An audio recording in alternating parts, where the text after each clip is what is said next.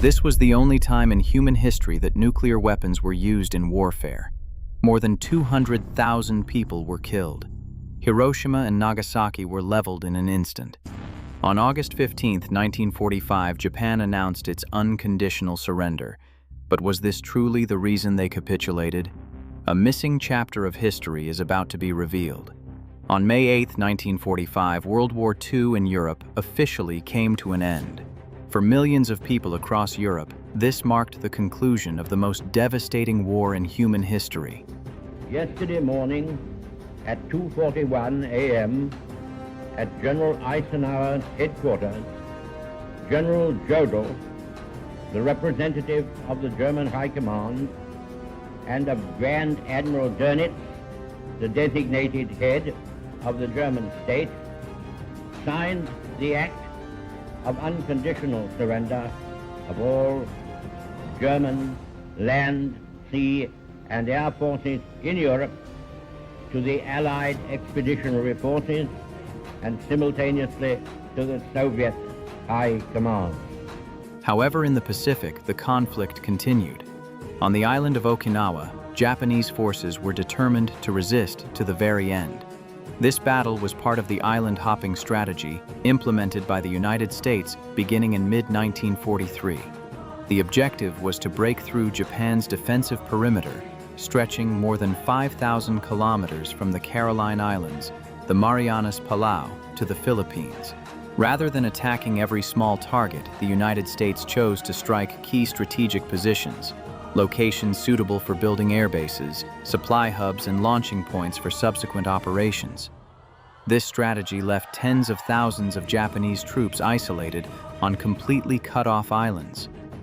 As a result, U.S. forces were able to shorten combat time and reduce casualties. By early 1945, the U.S. Navy had gained control of most of the Pacific. American air power was even capable of bombing Tokyo directly with minimal resistance. The next target was Okinawa, the largest island in the Ryukyu archipelago.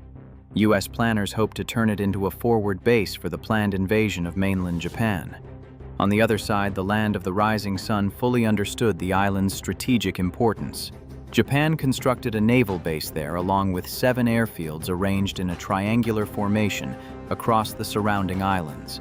Okinawa's terrain was highly favorable for defense. The north was dominated by rugged mountains, while the south was relatively flat, but filled with limestone cliffs and natural ridgelines. Approximately 100,000 troops under the command of General Mitsuru Ushijima, commander of the 32nd Army, were deployed across Okinawa. However, Japanese forces suffered from significant disparities in training and combat experience. The 62nd Division had previously fought in China, while the 24th Division had scarcely participated in any large-scale battles before being transferred to Okinawa. Supporting them was the 44th Independent Mixed Brigade, though its manpower had been greatly reduced after earlier campaigns. Naval personnel, Air Force troops, and even local civilians were also mobilized. Civil defense units were formed numbering up to 20,000 people. They were equipped only with outdated rifles, improvised grenades, or crude spears. Nearly 2,000 male high school students, many as young as 14, were forced to join a unit known as the Blood and Iron Corps for the Emperor. Their primary duties were transporting ammunition, evacuating the wounded, and providing combat support. Some were compelled to take part in suicidal assaults, human bomb attacks, or to serve as human shields for regular troops. Meanwhile, the Allied forces prepared an assault force of unprecedented scale. Around 100,000 Army troops and 88,000 Marines were mobilized, supported by 300 warships and 130 transport vessels, along with extensive air support. Admiral Raymond Spruance was placed in overall command. He had previously played a decisive role at the Battle of Midway, where 4 Japanese aircraft carriers were sunk. Spruance selected a 12.8-kilometer stretch of coastline on western Okinawa as the landing site. The initial objective was to capture 2 airfields, Kadena and Yontan, allowing the establishment of air bases and the provision of fire support for ground forces. The next step was to cut the island at its narrowest point, isolate Japanese forces, and then expand the offensive northward and southward. At 8:30 a.m. on April 1, 1945, the amphibious landings officially began. American commanders expected fierce resistance, estimating that casualties in the first assault could reach as high as 85%.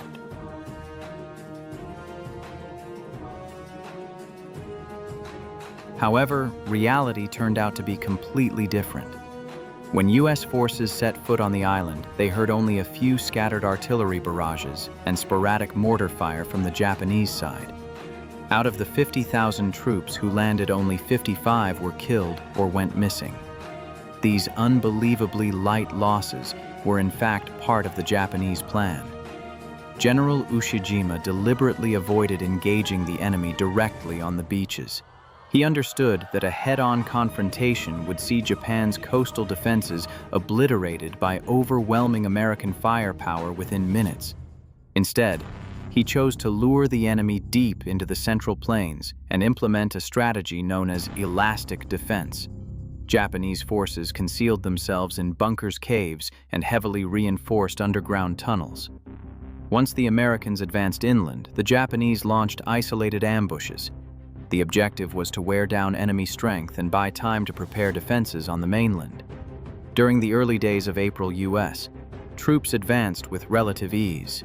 They captured 2 airfields and 3 days later reached the eastern coast, effectively cutting the island in two.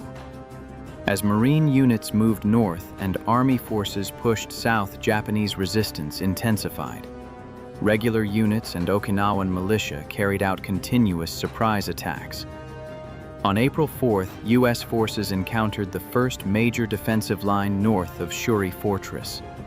The terrain was steep and rugged, with narrow mountain passes that prevented tanks and artillery from operating effectively. Every approach lay within the killing zones of enemy machine guns and mortars. Even so, facing overwhelming firepower, Japanese forces paid a heavy price. To inflict casualties on 450 American soldiers, Japan lost as many as 5,700 troops. By mid-April 1945, after breaching the first defensive line, U.S. forces continued their advance southward. They encountered Maida Escarpment, a sheer cliff more than 120 meters high near Namikawa. American troops were forced to scale the terrain using rope nets and rope ladders under relentless enemy fire. After weeks of fierce fighting, casualties continued to mount. Observing that the enemy's momentum was slowing, Lieutenant General Isamu Cho ordered a large-scale counteroffensive. On April 4th, approximately 30,000 Japanese soldiers were mobilized and divided into multiple attack groups. They launched simultaneous assaults on American positions around the Shuri area. At the same time, a smaller unit attempted to move along the western coast to strike from the rear. However, the plan quickly collapsed. U.S. destroyers detected the attacking force at sea, and most of the unit was destroyed before it could act. Soon afterward, American artillery and aircraft unleashed devastating bombardments that completely halted the offensive. After this failure, Japanese forces withdrew into fortified positions and resolved to fight to the very end. Meanwhile, an equally brutal battle was unfolding offshore Okinawa. Beginning on April 6th, thousands of kamikaze pilots repeatedly hurled themselves into the U.S. fleet. In Japanese, kamikaze means divine wind or wind of the gods. The term originates from a 13th century historical account in which a massive storm destroyed the Mongol fleet of Kublai Khan off the coast of Japan. The Japanese believed the storm was a divine intervention that saved the nation from invasion. The kamikaze units were created with a similar purpose. They were to become the divine wind, sacrificing themselves to defend Japan. During suicide missions, aircraft were often packed with explosives to maximize destructive power upon impact. Before takeoff, pilots performed farewell rituals, drinking sake, eating white rice, and receiving medals and a katana sword symbolizing the honor of a samurai.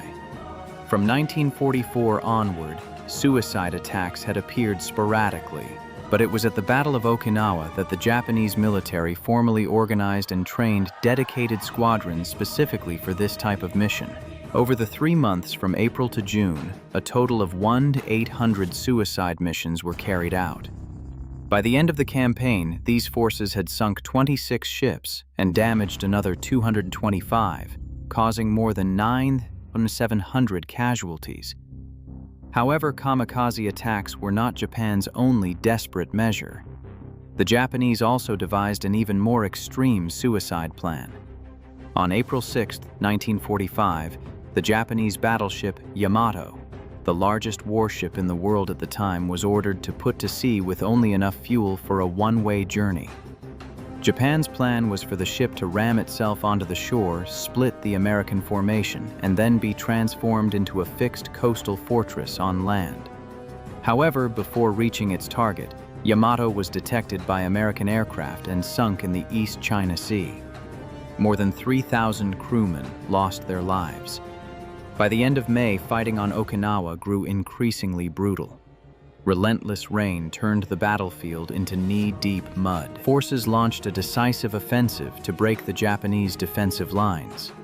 They were forced to use flamethrower tanks, demolition charges, and even napalm bombs to incinerate the entire network of underground tunnels. Japanese defenses collapsed, and Naha, the strategic center of Okinawa, fell. By May 25, approximately 6,500 Japanese soldiers and 5,300 American troops had been killed. Under the influence of intense Japanese propaganda, many civilians believed that surrender was a profound disgrace. At least 30 groups of civilians chose collective suicide. On the Kurama Islands, a small island group located about 30 kilometers southwest of Okinawa, up to 700 people took their own lives. By June 21st, American tanks had closed in on the headquarters of Japan's 32nd Army. General Ushijima ordered his remaining troops to launch a final suicidal charge and then committed ritual suicide by disembowelment. Many other officers chose the same fate, while only a few isolated pockets continued to resist. The Battle of Okinawa ended on June 22, 1945, with an American victory. It was one of the bloodiest battles of World War II. On the American side, more than 3,000 Marines, 4,600 Army soldiers, and 4,900 sailors were killed. Of the approximately 100,000 Japanese troops, around 66,000, and most of the remainder were wounded. Civilian deaths are estimated at between 100,000 and 140,000, nearly one-third of the island's population. Despite its defeat, Japan's defensive strategy at Okinawa is still regarded as the most effective countermeasure the country ever employed during the war. More importantly, the 82-day battle revealed a terrifying prospect. If the Allied forces were to land on the Japanese mainland, there would be no unconditional surrender. Ironically, it was this very desire to preserve the imperial institution that inadvertently saved the nation from annihilation and spared the Japanese people from complete destruction. In reality, Japan's surrender was the result of a complex interplay of multiple factors. Did the United States truly drop the atomic bombs to avoid a costly invasion or to limit Soviet influence in Asia? Did Japan surrender because of the two bombs or because of the fighting in Manchuria? Did the bombs actually save millions of lives, or had they not been used? Might the world have suffered fewer casualties? Nearly 8 decades later, this debate remains unresolved. Regardless of the conclusion, the shadow of nuclear weapons has become a permanent warning drawn from humanity's painful past. It not only brought one war to an end, but also ushered in an era of existential fear in which humanity is forced to confront the destructive power it has created with its own hands.